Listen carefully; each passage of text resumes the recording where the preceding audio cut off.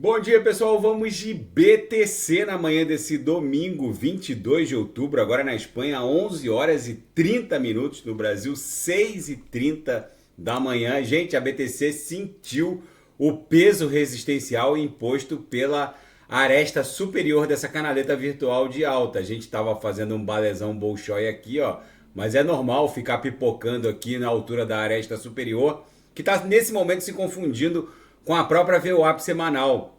No meu setup, a virada da VWAP acontece na meia-noite de sábado para domingo. Alguns setups colocam de domingo para segunda. Eu acho mais fidedigno a virada da VWAP semanal de sábado para domingo e não de domingo para segunda.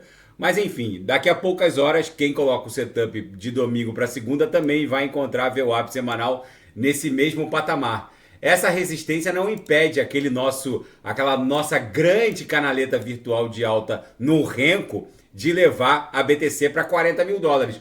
No diário, o que pode estar acontecendo é que em algumas análises de outros analistas, a gente talvez possa ter feito uma onda 1, 2, 3, 4, 5, aí vai fazer A, B e C para continuar até 32. Mas na minha leitura, como a gente estava acumulando nessa grande cunha triangularizada e essa sequência de candles compradores ainda não teve fim, isso aqui na verdade é uma subonda corretiva dentro dessa grande onda 1 que vai levar a BTC para 32 mil dólares. Depois a gente vai corrigir numa grande onda 2 de 32 para 29, talvez 28, depois explode em direção a 40 numa grande onda 3. No 6 horas essa movimentação tá clara. A gente está numa subonda corretiva dentro de uma grande onda. Aqui talvez aqui tenha sido uma onda 1, aqui uma onda 2, isso aqui uma onda 3. Como a onda 3 tem que guardar a proporcionalidade dimensional com a onda 1, é óbvio que a BTC vai até 32 mil dólares, o que confirma aquela análise lá no diário. No intraday, a BTC está um reloginho, agora há pouco deu uma belíssima oportunidade de trade nessa agulhada para 29.640, voltou igual a um foguetinho em direção à VWAP, agora vai ficar pesadinha, acumulando. Se der mais uma oportunidade dessa aqui, a gente vai entrar com o sinal na sala de sinais, com certeza vai ser lucro no bolso dos assinantes. Na seara fática, o Roberto Kiyosaki, o autor do best-seller Pai Rico, Pai Pobre, afirma que se a BTC confirmar o rompimento em 30 mil, que é o que parece que ela está fazendo, ela só vai parar em 135 mil dólares. Ele alerta investidores, pais de família, que essa oportunidade é geracional e é bem provável que a BTC esteja dentro de uma pernada mais ampla. Depois a gente analisa no semanal essa movimentação supostamente até 135 mil dólares. E o Departamento do Tesouro norte-americano propõe uma nova regulamentação contra misturadores criptográficos. Aqueles misturadores usados pelo grupo de hackers da Coreia do Norte, o Lazarus, que quando hackeou a X-Infinity fez uma mistura cross-chain e acabou levando quase mais de $500 bilhão. Foi o maior hack da história criptográfica, 675 milhões de dólares contra a X-Infinity. A proposta, se aprovada, vai proibir qualquer misturador de qualquer classe. O Departamento do Tesouro norte-americano tem uma visão absolutamente negativa quanto aos serviços de mistura cross-chain. O misturador pega o seu ativo em Ether, joga para protocolos cross-chain, você recebe em TRX na rede Tron, em BNB na rede BSC, enfim, isso efetivamente impede o rastreamento e o serviço de investigação de anti-laundering money, que é anti-lavagem de dinheiro, enfim. E a Solana está revelando uma forte recuperação, ali namorando os 30 dólares. E a pergunta que fica no ar é: será que a Sol vai retomar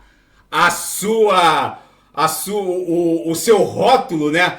A imagem de Ethereum Killer e efetivamente assumir ali um posto próximo da grande solução de camada 1 que é a ETH? Enfim, a Solana tem essa fama de Ethereum Killer desde que foi lançada. O principal mote do lançamento da Sol é que ela iria solucionar o problema de escalabilidade da ETH, que até hoje não está solucionado. Na verdade, quem está solucionando o problema de escalonamento em massa da ETH são os rollups, as soluções de camada 2. A Sol é uma grande solução de camada 1 que enfrentou alguns gargalos, a rede precisou ser resetada várias vezes, mas diante dessa pernada impulsiva de alta que ela está revelando, ela está fazendo tá fazendo jus, né? E fazendo as vezes de uma eventual Ethereum Killer, se efetivamente ela não sofrer novos gargalos e conseguir confirmar toda essa fama de digerir todo esse problema de escalabilidade que a ETH está revelando e até hoje não conseguiu solucionar. Na verdade, está solucionando com os rollups, as soluções de camada 2. Na seara geopolítica e finanças internacionais, o CEO da NVIDIA reage às políticas de comércio exterior norte-americana e diz que a proibição de comercializar com corporações chinesas vai trazer um grande impacto à gigante de produção de semicondutores voltados para a inteligência artificial. Mas o CEO da NVIDIA foi duro e disse que a empresa vai trabalhar com corporações e clientes chineses em outras jurisdições, meio que desafiando a política de comércio exterior norte-americana. E as falhas na inteligência norte-americana e israelense que permitiu o ataque terrorista do grupo Hamas contra Israel em 7 de outubro.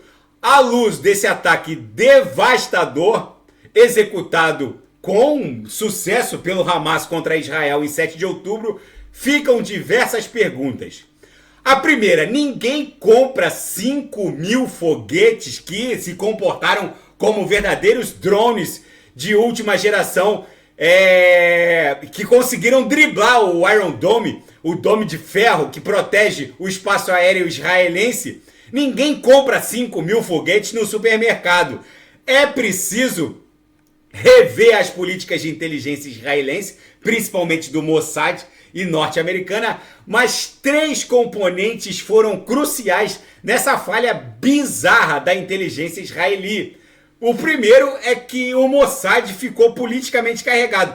Para quem não sabe, Israel vive a mesma polarização política do Brasil, entre direita e esquerda. Lembrando que a esquerda israelense é absolutamente insana, exatamente como a esquerda brasileira, e isso acabou dividindo também o órgão de inteligência, o Mossad, que acabou por perder o foco e acabou envolvendo-se demais em situações e políticas partidárias intramuros, ou seja, dentro de Israel, e perdeu o foco em relação às ameaças externas. Agora, com a montagem de um gabinete de crise apartidário, parece que o foco quanto às ameaças externas agora voltou com força total. Ele se concentrou muito em inteligência tecnológica e esqueceu o beabá, que é justamente a maneira como o Hamas opera. Foi provado que o Hamas se valeu de criptoativos para receber recursos, provavelmente do Irã. Enfim, vamos ver como tudo isso vai se desdobrar e a falta de criatividade na antecipação e compreensão de novas ameaças. Muito provavelmente a mega polarização política de Israel, que vive uma espécie de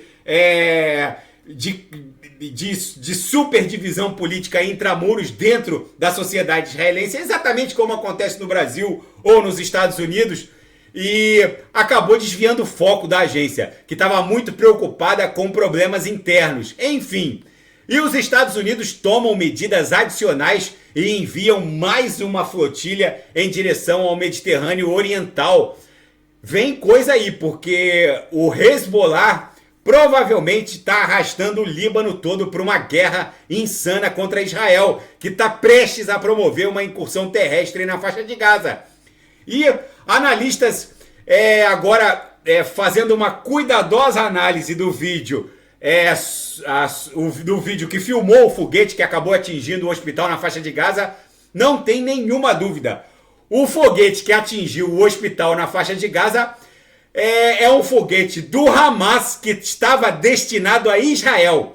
Israel afirmou que o sangue de todos esses civis, principalmente idosos, crianças e mulheres, mais de 500 vítimas civis, estão nas mãos do Hamas. Um foguete que falhou e acabou atingindo o hospital e que veio sim das forças do Hamas. Enfim, gente, o mundo está virado numa hecatombe nuclear.